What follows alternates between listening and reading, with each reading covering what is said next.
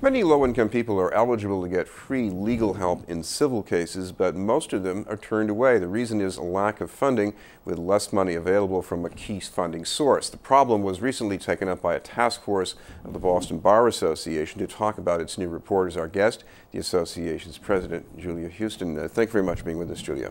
My pleasure, Chris. First of all, one of the main reasons you're taking this up is that these cases concern things that are life essentials. So give me an example of one of those.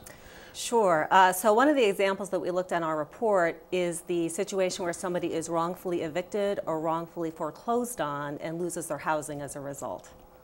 So I guess there's one case mentioned in this report. There is a woman who thought she was in a rent-to-own arrangement, and all of a sudden she finds out that she's being foreclosed on. So how did she get out of that? I mean, what was important to helping her with legal expertise?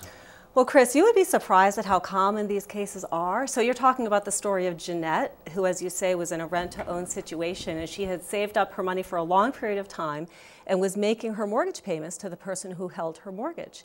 But what's been happening more and more is that these mortgage holders are bundling their mortgages and selling them, and oftentimes the individual homeowner doesn't get any notice. And so she is paying out her money as she should, and then she gets foreclosed upon. And an ordinary person isn't going to know what to do about that.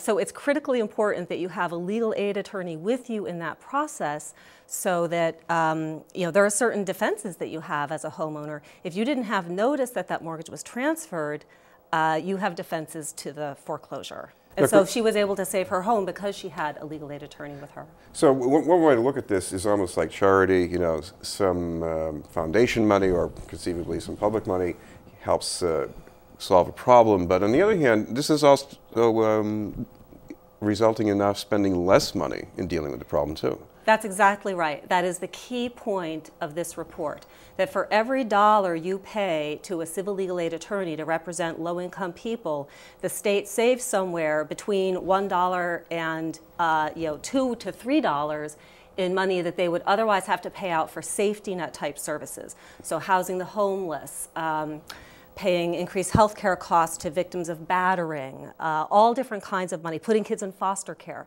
These expenses are very burdensome on the state. And of course, people's lives are ruined as well. But even if you put that aside, you put aside the emotional part of it, the morality of it, and you just look at dollars and cents, is there a cost savings here? There is an enormous cost savings for the Commonwealth. And in addition to the money directly saved, legal aid attorneys also bring more money in that gives a cost savings not only to the government but also the citizens of the Commonwealth. So it's really a smart and common sense idea. So what kind of places do they bring the money in from, usually? Well, I'll give you a couple of examples. So we talked about wrongful evictions and foreclosures, which, as I said, happen more often than you might think. Our study documented that for each dollar you contribute to civil legal aid attorneys, the state itself saves $2.69 in housing the homeless, because those costs are so high, plus their increased cost of health care, kids in foster care, and policing services. Well, no, another issue here is the more cases you have represented by lawyers, the fewer you have with the parties litigating on their own. And I guess when you litigate on your own and you're not a lawyer, it gets messy. That's the least of it, yes. It definitely gets messy, and it frankly puts a big burden on the courts, because the court system is really set up based on the model that each litigant will have a lawyer representing them who knows the law, because you can't really expect ordinary people to know the law that is governing their dispute. And so one of the pieces of the study that we did, as shown in the task force report, is we surveyed judges and said, based on the number of unrepresented litigants that you see in the courts before you, is this more of a problem than it was before, and how does it affect the administration of justice? And the majority of the judges who responded to the survey said that yes, we're seeing more than ever before, and yes, it is affecting our ability to administer justice, in large part because people don't know how to present evidence. That even if the judges can figure out the law by themselves, and often they can, they simply can't elicit the evidence that they need to make the correct decisions in cases. So justice really is not being served in those situations. Another measure of this problem are the odds of being denied legal representation, even if you're eligible. So how does that work out? Percentages of cases being turned away? Well, right now, in terms of the cases being turned away, our study measured that 64% of eligible people who call, they know where to call, and they can determine that, yes, they are eligible. 64% of them are currently being turned away because of lack of resources. That's up from 50% a few years ago, and we think it's because the economy is getting worse. And of course, so you have more people who are below the poverty line. And in order to be eligible for these kinds of services, you have to be at 125% of the poverty line. So for an individual, that means you have to make less than $15,000 a year. For a family of 4, you have to make less than $30,000 a year. So that's not a lot of money. Which helps explain why we have more people litigating on their own.